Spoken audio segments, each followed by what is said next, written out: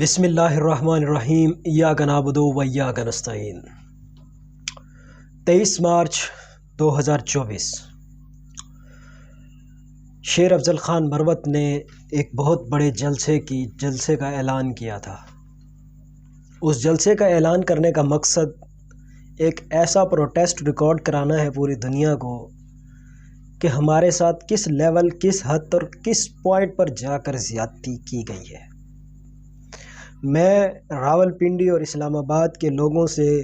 انتہائی معذرت کے ساتھ یہ بات کروں گا کہ